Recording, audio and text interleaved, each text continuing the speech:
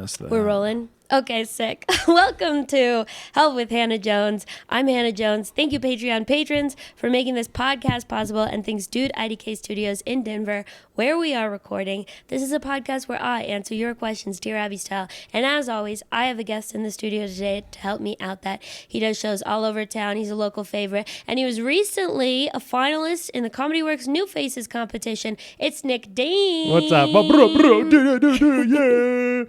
Yeah, that was fun. Welcome to the pod. Thank you so much for being here. Thanks for having me. How's it going? How's your week? It's really good. Like you said, I did that. I won this contest, the finals. I've never been to the finals. He could win the whole thing. He Could just win. recently got to the finals. It's my first time being It's in not the like he finals. maxed out at that level of accomplishment. Yeah. I didn't totally win yet, but I won in my mind. Yeah. 'Cause I'm Well, you there. won the night. Yeah.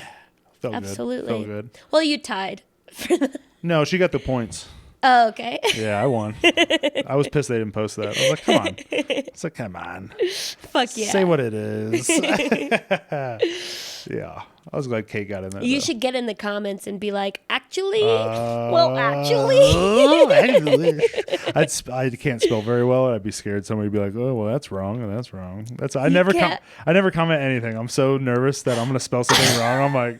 I'm like, I can't argue on the internet because you're just going to be like that. Well, you said the wrong there, and I'm like, God damn it. That's so funny. Yeah, so I stay out of it. I'm like, nah, I'll talk to you in person. And you know what? That's like a really good thing. Yeah. That's probably really good for your mental health that you're never commenting on stuff, because commenting is when stuff goes awry.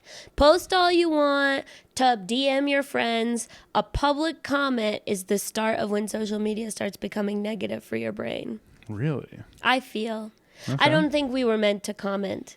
I think we were meant to watch, listen, learn, and then log off and not think about it anymore ever again. I do feel very healthy on there, and I don't comment at all. And I don't read comments. And you've never been in a Facebook I'm not fight. No. How could I? And you're not doing the long Facebook posts about what's wrong with the Denver comedy scene. It'd be spelled so Because you're terribly like, wrong. what version of scene is it? Yeah. Is there a C in there? Fuck. I'd be don't know. so nervous. I'd be like, can I get a spell check? Let me get another one. I have a pretty healthy relationship with social media. Sometimes, because the psychological design is to get you to comment stuff and to get it to make you feel a certain way. Sometimes I'll type out a long comment, but I have a pretty good thing in my brain where if I've been typing for more than like 5 seconds, my brain goes, Hannah, what are you doing? Yeah. You shouldn't be typing for this long. If you're typing for this long, you got to be getting paid. This is officially a copywriting project, Hannah. This is no longer.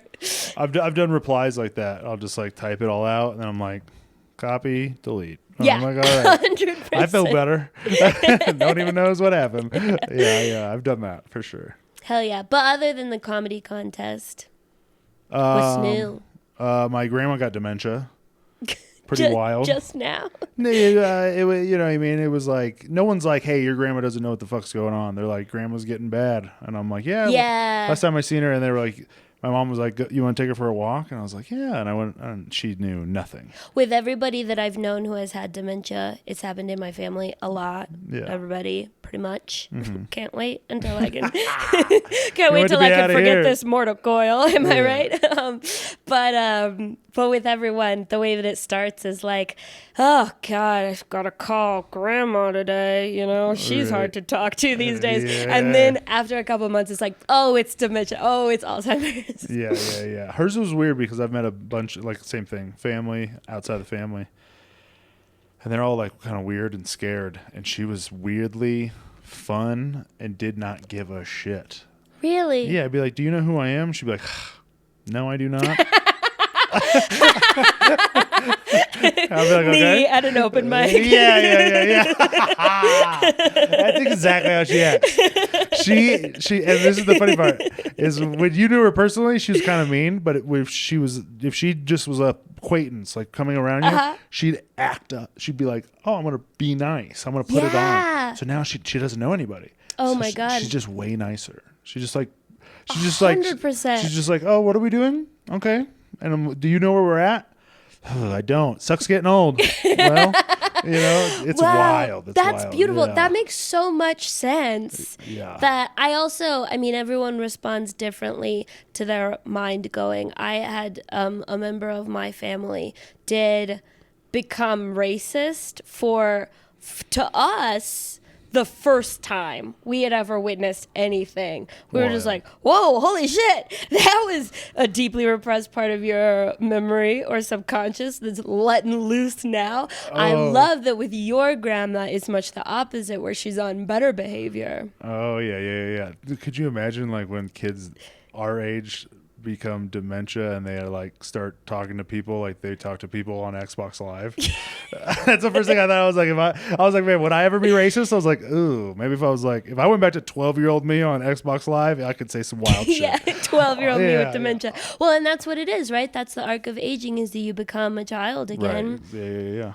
So maybe you will. Yeah. And maybe you'll finally pay the consequences for the seeds that you sowed. You say some crazy shit back then, dude. I'll be like, I'm going to take a lead pencil and take the lead and stick it in your pee hole. And you're like 12. You're like just trying to say anything. If I reverted to my 12-year-old self as a person with dementia, I would just start singing show tunes all the time and putting on fucking dance recitals in my living room and charging my caretakers to watch me. Yeah. It would be brutal for them. Possibly worse than talking like on Xbox Live. Yeah. For sure. But yeah, she was great. It was fun. And so I got to experience that. I was like, all right, check that out. Positive dementia stories. Do you ever get scared? Because like me and a lot of my friends all have that run in our family. Yeah. And so we're kind of like, chances are probably me too. Do you ever get scared that that'll happen to you? Well, no, my grandpa didn't. And then watching her, I was like, well, even if I do, at least I'll be happy. At least maybe I'll just act like that, hopefully. Yeah, you got the good kind. Yeah. I'm not too worried about it. I don't really mind. Yeah. You're going to get old anyways, right? Well, and my mom is really kind of like me, like neurotically into researching. So she does a lot. She learns that the number one thing that decreases your likelihood of extreme, because even if, let's say, you're gonna get Alzheimer's, the question then becomes like, how fast do your symptoms come on and how severe do they get at what age, right? Because it can come on really bad and really early if you say like also coincidentally have like traumatic brain injuries, or it can, if you are really healthy and you have the right supports in place, it can be way later that it comes on and not as severe.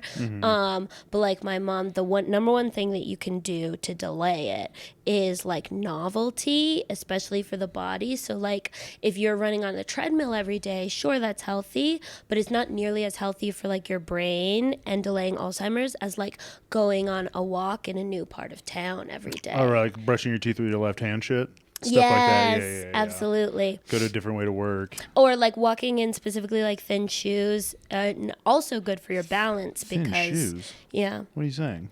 Okay, so for example, for most of human history, when we walk, we can like feel the earth beneath us and we can feel the unevenness of the terrain, and it helps our muscles respond to like we automatically sort of respond, like when you step on an uneven surface, like on a rock, and you didn't expect it to be there. Instead of tripping, your legs, like stabilizing muscles, just kind of respond to the fact that the rock is there. Right. And as you get old, you're not as good as that.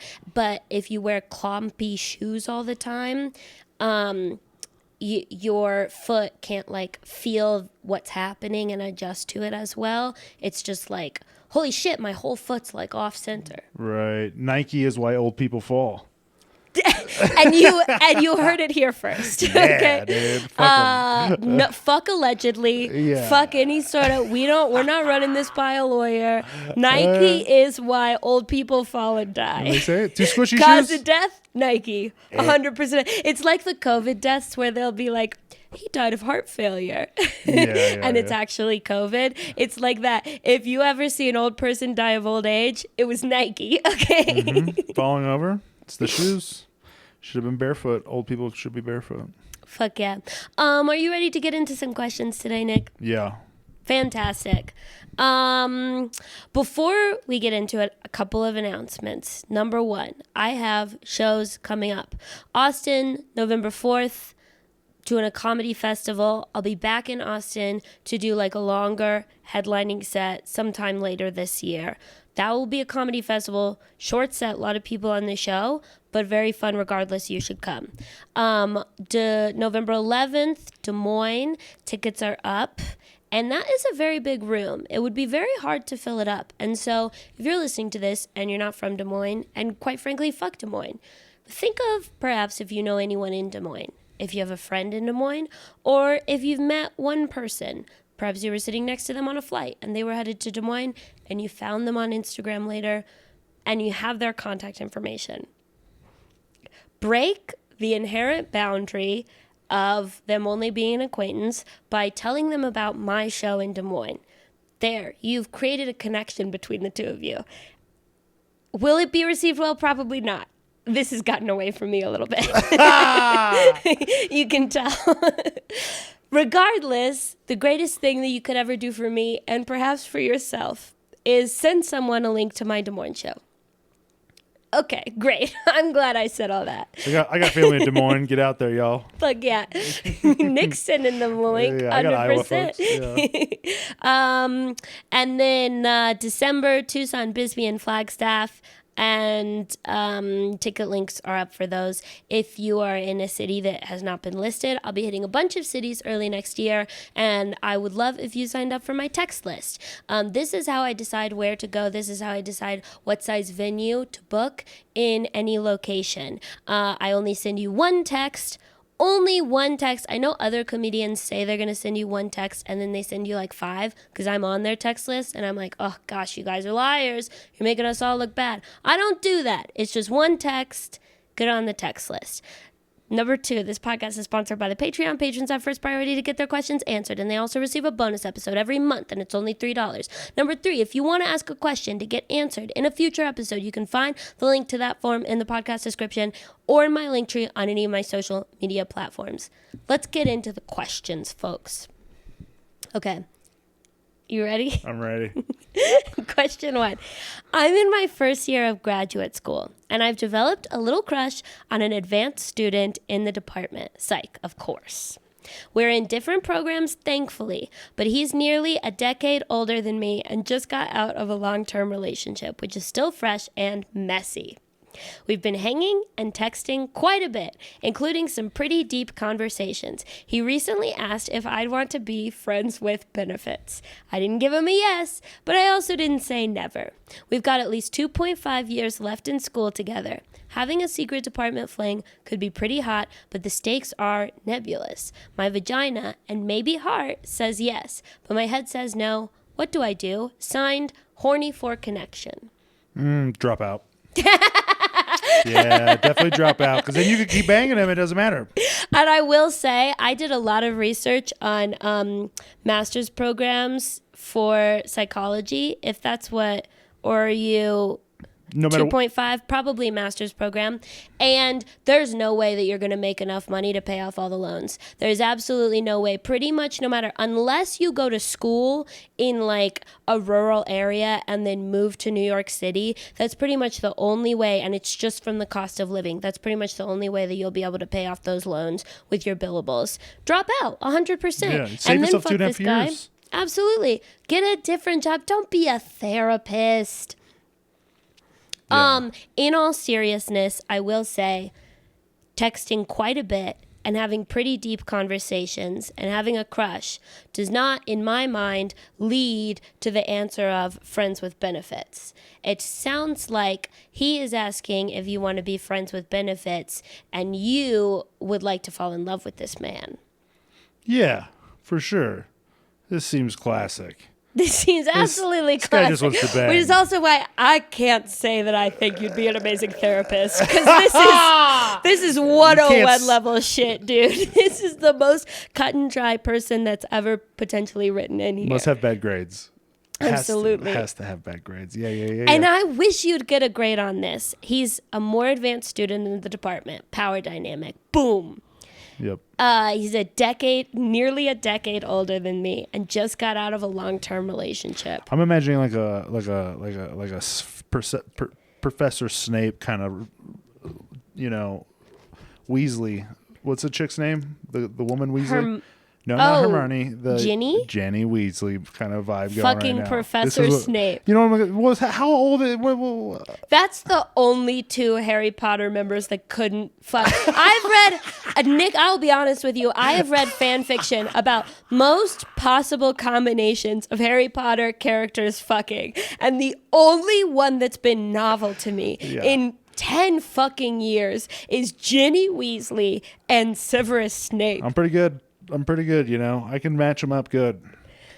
I would say this is a little bit more of like no, I think that's actually a pretty good comparison. Older though, not now, not in Hogwarts once they're in college. Hogwarts is high school, older. Right? And you're what, 20, and he's like basically 30. No, don't hook up with this guy, or drop out and hook up with this guy. That's if you drop fine. out, it's fine, yeah. But if you're there for 2.5 years. But like, you should know that if you drop out, the reason it's going to be fine is because it's going to end poorly and it's going to be a mess for 6 months, but it's going to be fine ultimately because you're going to work and learn elsewhere. That's the only reason that we're saying it's going to be okay. It's not going to be okay because you're going to have a super fun time. Or turn it on him. Get your dick, get it in, but rob him at the same time. He's a psych professor, or he works in academia in psychology. He has no money. You're right. I'll take that back. No fucking money. Maybe he lives with his parents, and maybe you can steal food from them. He might have moved back in with his parents because he just broke up with his long-term relationship. Probably wife. I don't think people understand what friends with benefits mean. It means I just want to fuck, right? Well, okay. When someone proposes friends with benefits, what they're saying to you is, no date. I would like to have sex with you. I do not see us ever developing a romantic connection for any reason, which the subtext of that statement is, I don't like something about you a lot. Like, a lot. Or I'm just not ready. Just got out of the wrong-term relationship. Maybe there's something wrong with him. Okay, but here's the thing. How many people have you known who've gotten out of a long-term relationship and are immediately in another long-term relationship? I just kind of believe that when people want to be in another long-term relationship, they will just get into it. It's not, no one's walking around being like, oh, I really want to be with this person, but I guess the rules say no. No, especially dudes in psych departments. He's not holding himself up to some sort of moral stand. The dudes, I have a grand theory of the earth. Comics love to be like, I'm not going to date other comics because I don't want to show where I eat. And then they'll date another comic when they want to bad enough. Yeah. Or they'll be like, I'm not going to date like a super young girl. And then as soon as a super young girl's hot enough, they'll date a super young girl. Mm-hmm. They were just saying that. So the fact that he's just saying friends with benefits, if he saw a potential for a relationship with you at all, he would say, I would love to date you. Let's take it slow because I just got out of a relationship, but I want to date you. Yeah, we agree to drop out then. So if you have a crush on him, I think that you should be very honest with yourself that he does not like you as much as you like him. And that's okay. Yeah. Because he doesn't sound particularly cool. What do you think about still banging him, though, and then getting out of there? Could you still see him around? I have to be honest, just based on the wording and the fact that this question was written by presumably a woman. Yeah. It does not sound like you are someone who is at. I just also don't think 20-year-olds can do that. That's very true. It's tough. I think that if you were writing the like, this guy's kind of hot but impossible to be around, should I fuck him? I'd be like, yes, fuck him. But you're like, I have a crush on this guy and it's so messy and he's in my department or he's a decade older than me and I have such a crush on him. We're having long, intimate text conversations. I feel like if I was doing that voice, the vibe would be way different. Wait, what do you mean? I was doing the crazy lady voice. That is funny though. Correct. Yeah, you're right. Yeah. There are some voices that I can do that you cannot. Right away, I was like, that's funny. That's funny. Yeah. I'm here to hold the ladies accountable. Yeah, that's good. Yeah. If you don't like him, fuck him. If you do like him, I don't think it's safe. Put yourself first. You are younger, which means you have so much more potential than this guy. And so just remember that he's not worthy of all that potential because he doesn't seem to be treating it with any sort of reverence. Concur. And I was joking about you not being a very good therapist. I'm really sorry if that came off mean. Okay. But this is 101 shit. Come on. Okay. Question number 2. My therapist keeps bringing up that I don't know why there's so many therapy questions. Okay. My therapist keeps bringing up that it's a goal of therapists to get patients to a point of not having anything to talk about, and that it's a sign of success that we meet and have little/nothing to talk about anymore. It feels like they're politely asking me to not need therapy or to break up with them, but I can't be better enough to not need therapy. Should I dump them? Should I make stuff up? Doesn't the existence of these questions indicate enough wrong with me that I benefit from more therapy? Is this even the right platform to get advice on this issue? Is it even fair to pose this to you? P.S. I am very content and comfortable with my mental health status, and I am not in crisis and see the comical bit in the drama of my concerns, so please don't worry. Unless there is something to be worried about, any input or takes help. Signed, would be a humble brag if not so consumed by doubt. Holy shit, bro. That was a lot. I would say just get a friend. You need a friend to talk to. Stop paying somebody. Well, take somebody out to eat lunch. Absolutely. Don't take somebody out to lunch with the idea of dumping on them. But what if you started treating your therapist like a friend, right? It sounds like when you first came to your therapist, you were coming with crises, and now you don't have any crises anymore. But you can still just talk to your therapist about the everyday dramas of your day. And then once it starts feeling like you have slowly transitioned from dumping on your therapist, which is appropriate, to what actually just feels like a nice lunch out with your therapist, once you have fully gotten to the point, then you can transition that to a friend. But I feel like you might need a few weeks of skill building to make sure that if you were to treat a friend in that way and talk through your issues with a friend, you wouldn't be dumping on your friend. Yeah. Some people need to dump, though. Maybe just get a new therapist. You think? Do people like... I've never had a therapist as an adult. I've never done it.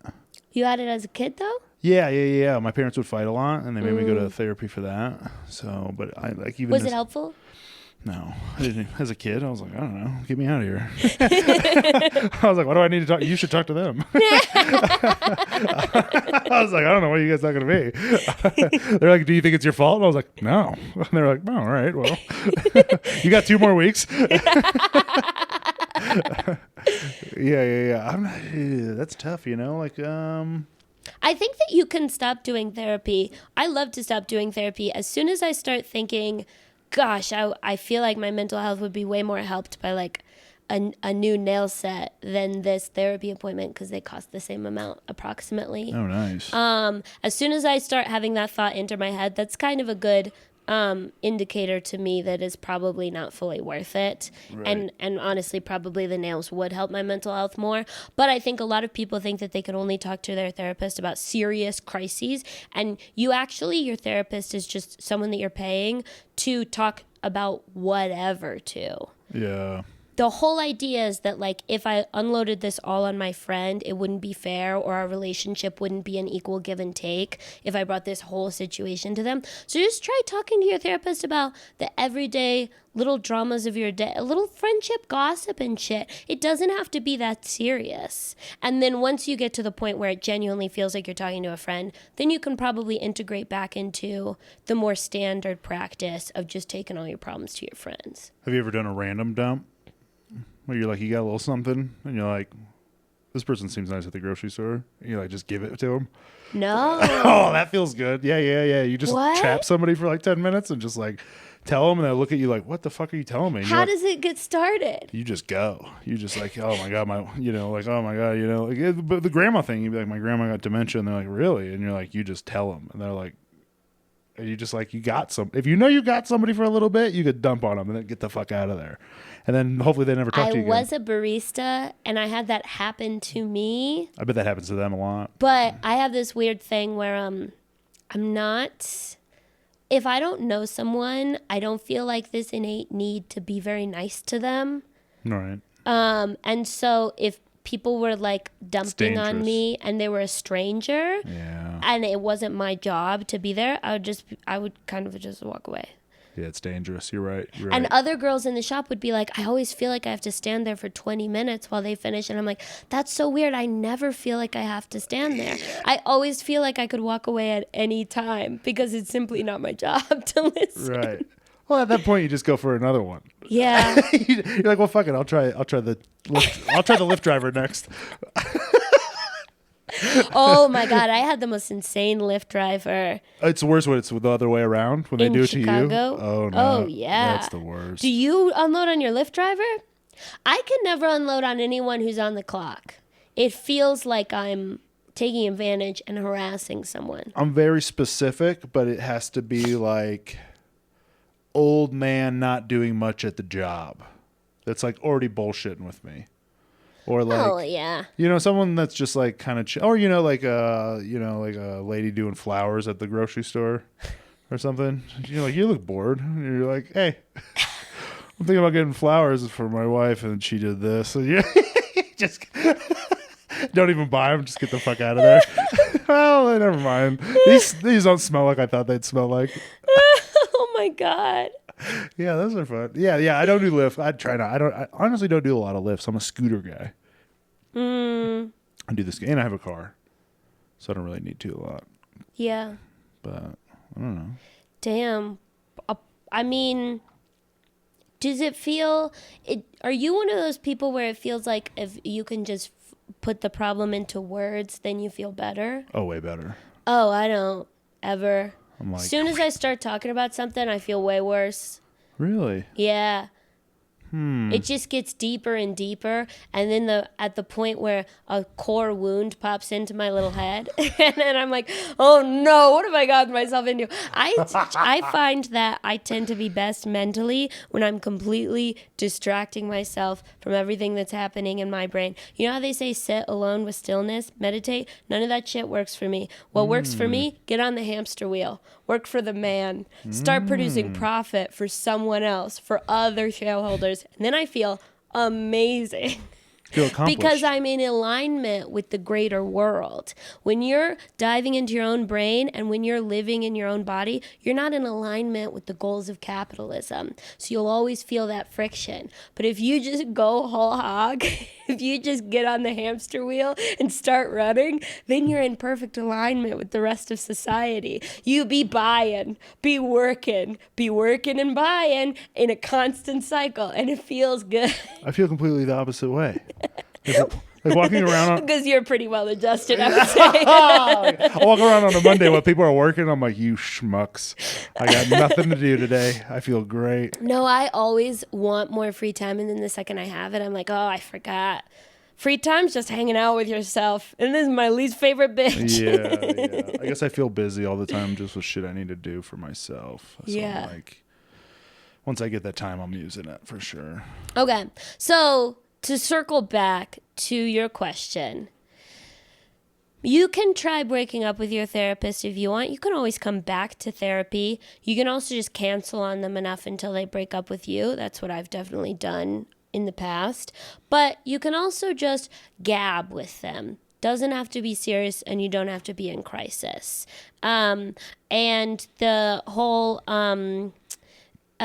is there something to be worried about? No, absolutely not. It sounds like you've talked through most of the most unpleasant stuff. Do people ever go to phone calls instead? Yeah. In COVID, we did a lot of phone calls and like Zoom therapy. I hated that shit. Right. But I'm just saying, if you're feeling better, but you're like, I still want to dump a little. Yeah, Let me just that's true. third of the price. Let me leave you. It's not a third of the price. Really? Because they still have to block out the appointment. They're not going Well, anywhere. then you might as well see them. Right. Yeah. Never mind. Cut Yeah. it out. Cut that out. Absolutely. I don't get nearly as much affirmation from like talking to a therapist on the phone. Plus there will be like long silences, and it's like if I wanted there to be long awkward silences, I would have called a family member, you know? Yeah, for sure. Okay. Third question. I am 19, turning 20. I'm in my third year of university, nearing the end, and I don't know if I'm doing things right. I can't help but compare myself to others who are doing much better than me with summer internships and connections I don't have access to. How do I deal with this? I cannot stop thinking about my future and how everything is going to play out, and these questions usually keep me up late into night. I also want to know how to deal with grief because my dad passed away a year ago and I don't think it registered in me that he was gone. Now it is really taking a toll on me and I need help in trying to manage it. Signed, Allie. Oh, drop out. God, I didn't go to college. I don't know what that feels like. I will say if you're in your third year, sometimes it makes more sense to just bulldoze through because there are a lot of jobs that just randomly want you to have a college degree. If you were in your first or second, I would say drop out, fuck it, fuck the loans, get in the workforce. You will feel so much more centered and productive. It's just a better place to be, but you're kind of close to the end. As far as feeling like everybody is ahead of you, that feeling is extraordinarily normal and the best part of life. Okay, I was a person who, first of all, you have to realize, and this will come on like a light bulb for you at some point. The people who have a lot of really good summer internships and opportunities are either just insanely accomplished and don't compare yourself to them. But those are like 1 in 100. And then the other 49 in 100 that are also doing exceptionally well just have rich parents. And they set all that shit up for them and they're paying for their apartments every summer while they go to a new city to do some really cool internship. And you were never going to be able to do that anyway. But what's really wonderful is that the people who do the best toward the end of college and right out of college in exactly 8 years will be having the most insane public identity crisis of all time. They will get divorced, they will switch careers, they will randomly be in the service industry again, and it feels so good to watch. But it always happens. And it's usually the rich kids, because the true high achievers, they're off to the races, they're flying high.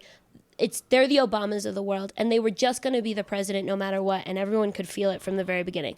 But the rich kid whose parents paid for everything, they will crash and burn at some point. They will have substance abuse issues. I promise you, all of a sudden the tables will turn. You will go and you will visit your college friend, and they will be living in New York making $80,000 a year, and at a dive bar they will put their head in their hands crying and they will say, I don't know what I'm doing with my life. I'm so unhappy. I hate all my friends. I hate my job. I hate my apartment. And you will sit back and say, God, that's so evil.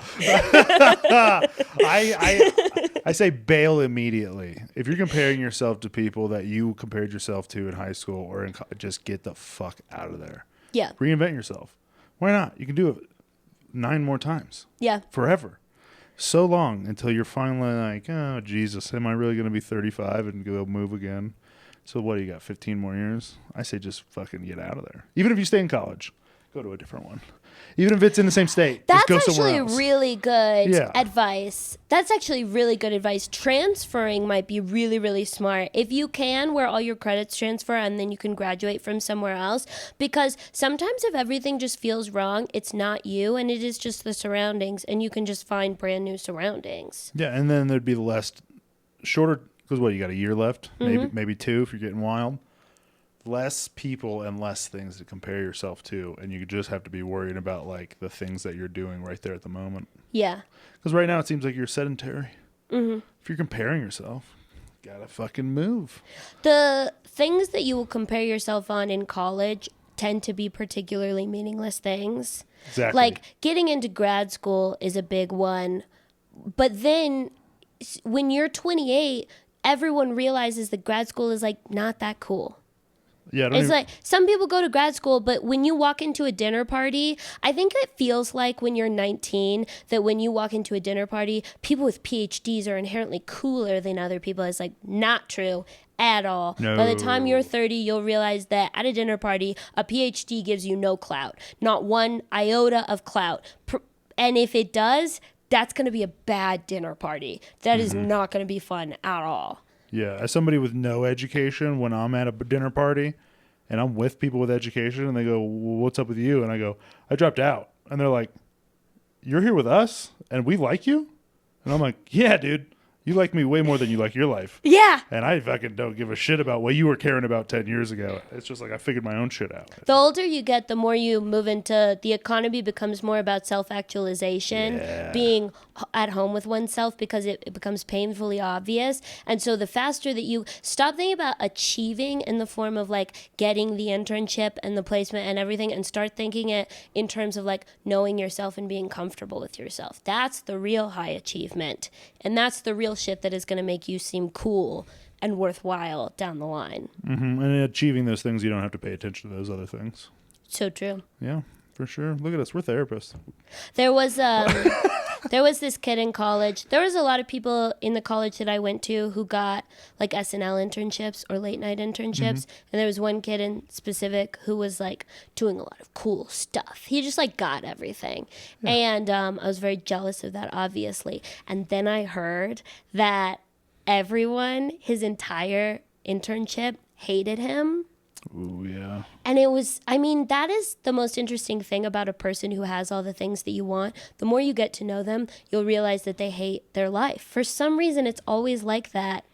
The things specific that you are the most jealous of tend to be the first things that they will complain about. It's like if I had known that guy well, he would have told me all about how he was very socially excluded. I mean, he probably wouldn't have known because he's very annoying and he probably had no idea. He was like, I bet everybody's just jealous of how fucking awesome I am and how good all of my ideas are. But a lot of times you realize that stuff that like seems really cool to get really doesn't matter as much. No, most of the time. Almost all the time. But college depends, the college economy depends on you thinking that it matters a lot. So there's millions of dollars going into convincing you that having a master's degree is this inherently insanely cool thing because that's how they earn their money. Yeah. Yeah, it's true. Propaganda. Damn. And so once again, drop out or transfer. I really Transfer's do not like bad. that. Transfer's not bad. Yeah. Saves the parents from getting pissed at you. At the very least, perhaps open your social circles. I think that might help. Oh, for sure. Go hang out with some people that don't have any achievements. Yeah. That'll make you feel good. It does feel like you might think that the problem is that everyone's getting stuff and you're not, but probably the problem is more so that everybody is being annoying about stuff. Yes. And they're acting like that's what matters and that's what makes people cool. And if you just hung out in different social groupings with different values, then you might feel better about yourself naturally. Yeah, for sure. Okay. Last question. You ready to bring this one home with a big swang? I swang big. I have a friend who, when I reach out to catch up, always replies with, sure, whenever. This feels like violence to me because I'm then left to take responsibility for figuring out when/where. She never even says, sure, Monday would work great. Are you around then? Am I being unreasonable by being annoyed by this? Signed, unreasonably annoyed. I have to assume this is two women. Gotta be. Yeah, gotta be. No. Yeah, that like in Could my be any gender. in my like I've had a lot of long-term relationships with women, and when that happens to them and it's done. They're just done. Like you all aren't just in the same space anymore. Girls flip friends faster than boys for sure. I don't know why. In my opinion, it's like they don't hold on for long. I have like the same friend from high school and I don't have any new friends, it feels like. I do think oftentimes men keep friendships for longer, but I think oftentimes their friendships, I think a lot of times a man will have a friend from high school and he's like, yeah, that's still my friend from high school. But we never talk. And it looks the exact same as me with a person I'm not friends with. And it's like, yeah. sure. So we stopped being friends, but the actual level of our acquaintanceship stayed the exact same as you and your friend from high school. We just kind of have different forms of labeling. I think women have a little bit higher of standards for what a friendship looks like. For me to say that's like my close friend. Yes. Whereas a dude will be like, that's my close friend. And it's like, oh, yeah, I have the same relationship with my mailman, dude. Yes. 100%. Yeah. And therein lies the problem where sometimes the labeling of it, I think, gets in the way of the growing apart. Like, it's healthy to grow apart, and then you're still like, but I want to call that person my good friend, but you're like, but I'm not doing those good friend activities. Yeah. So therefore you're like, am I? And then all of a sudden it seems like to me like you have to like it gets severed, and then it's like there's not even an acquaintance anymore. You know what I mean? Do you know what I'm talking about? Yeah. I think that That's where it seems like it's going in this. I think that it sounds like you have your desires for a friendship to be operating at this level, and the friendship is operating at this level, and you just don't like, you would like for the other person to be like, fuck you, and that's why you would like this like clear event, like a breakup to happen, whereas what the other person is doing is just like letting it slide. Yeah. And I think that I really relate to wanting to feel the order. I would like the label to change. I would like some understanding of why this change happened. And the older that I get, the more comfortable I am, because I've been on both sides of it so many times. And I've experienced the one where it's like, we're not friends anymore and we're telling each other why. And I've also experienced the, oh God, we can both feel we don't really care about each other that much anymore. Yeah. And I think it is a little healthier to just say, because it leaves more room for another change to take place and to perhaps reconnect down the line. Right. That's what yes. Whereas if you just go to each other and you're like, no. So basically, in the very specific circumstances, they're not making concrete plans with you. They say they're down to hang out. They're not making concrete plans. Take the no for the no. It's a subtle no. It's a subtextual no. They're not brave enough to say that they're not down to hang out with you. Just to still know that it is a no, and stop putting out the energy of like being the one to constantly initiate. Mm-hmm. Mm-hmm. But I will say though, as a type A person who has a lot of friends who are just more in the type B realm, I initiate a lot of the hangs in my life. Yeah. And I'm very comfortable with that. Not every relationship has to be like perfectly mutual. I think I used to have in my head, it's like, if they liked me as much as I liked them, they would schedule stuff too. And then I like realized they don't schedule stuff with anyone in their life at all. Right. They actually hang out with me more often because I am the one initiating it and putting a date and time. They just don't do a lot of hangs. And once I really reframed that for myself, and it wasn't about this like subtle rejection, and it's more just about like two different personality types, then I was like, okay, fine. I'll just schedule all the hangs for this particular friendship. That doesn't bother me. You know what I found out very quickly too? Because you get older, that's what happens. You know, you're just trying to do the thing. Is when that person starts to slow out, and you're not doing all the hangs and doing like going to the bar, or doing lunch. You just do the one thing once in a while. Darts, pool. You know, obviously, maybe if you're gonna go to get your nails done, whatever you're gonna do, just make that their thing. And every time you need that thing to be done in your life, be like, oh, I gotta hit that person up, see if I can go. And, you know, if they blow it off for 2 months in a row, you're like, I got to get my fucking nails done, so I'm going to go without you. But it's usually our thing. It's nice to attach a little activity to it. So instead, it's like, okay, we know this is our thing. That is absolutely a phenomenal strategy, and also something that I don't think I even realized that I do a lot until you just said it. Yeah. But most successful friendships, you will have a thing that you do together regularly. The activity is clear, and it's something that you like doing, and you're brought back to that activity. 100%. That's, I mean, as comedians, that's how you like clearly can see yourself ebb and flowing out of friendships because you're just in different rooms. You're like, that's crazy. Even with a headliner that you're like, I wish I was around someone like that, like you know, someone of that popularity. But it's realistically like, oh, I just got booked on the same room with them over and over and over, and all of a sudden, like, we're kind of buddies. But in 3 months, it might not happen, and then all of a sudden, it doesn't happen for a year, and you're like, and you just don't see that person for a year, right? And you think they moved to Fort Collins, but they did not move to Fort Collins. Yeah. But that's like one of those. I kind of learned it from that because I was like, oh, this is like, these were the open mics I was going to.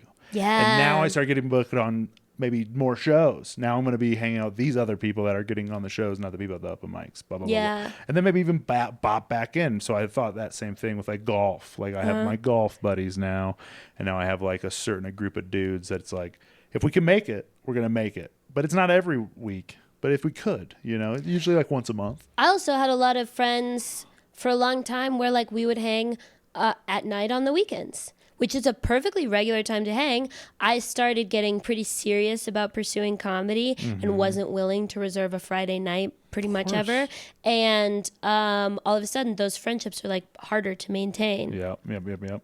Whereas when I have my friendships where we like hang every Saturday morning, we go on a hike, way easier. Yep. And that's also full circle could be happening to this person where they're like, why aren't you trying to make the plans back? And they're like, dude, they're so busy.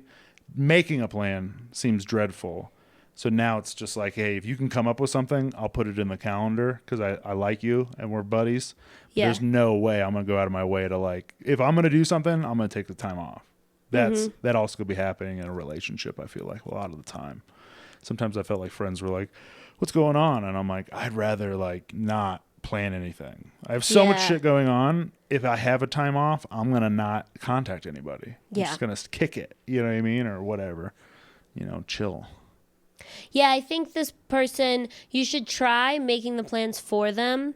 And if that works, then ask yourself, am I okay being the person who makes the plans most of the time? And if you are, that's perfectly okay. And if not, then this isn't the friendship for you. If you suggest the plans and they're still cagey about it, what they are indicating to you is that they don't have space in their life right now to be like best buds with you. They're probably strung out too thin or they're just going in a different direction. And again, that's not personal. That's not personal rejection. And it might be that the two of you align more in the future and that can work out easily in the future. You can come back to each other when you have different schedules. But I wouldn't push for the acknowledgement that the friendship is ending. It's nicer to just let it fade, and then that way it can come and go, and that door's still open. Yeah, for sure. There doesn't need an acknowledgement. I like that. Just let it go. Absolutely. Like the wind. Fantastic answering. Well, I think we gave some tough love on this episode, but I think we gave some good responses.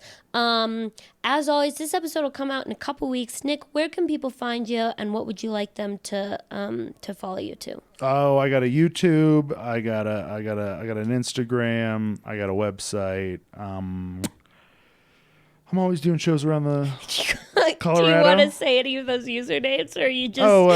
I got them. Go find them. I got them. Well, this is what I always imagine. If you're watching this or listening to this on the internet, my name's right there. No way, dude. I'm not doing that kind of work. I'm sorry. You don't think my name will be on the episode? Well, your name, I will put your handle in the description. I will put your handle for one social media platform. Instagram. I thought you meant like on the screen and stuff. I'm like, no, dude, I'm not doing that level of editing. No. Yeah, just in the description. I'll put his Instagram handle in the description. You can find all of my links to everything talked about at Hannah Jones Cool, which will also be in the description, as well as the Patreon link and the form to submit a question. I'd really love for you guys to submit questions. We're almost out of questions, so I might have to change the format of the podcast if we don't get some more questions up in here soon. But just vague little threads. As always, thank you so much for tuning in. I really appreciate it. If you like this episode, rate it 5 stars, subscribe perhaps even, and follow Nick on everything so you can see what he has going on in his life. And everybody have a great day. Drop out.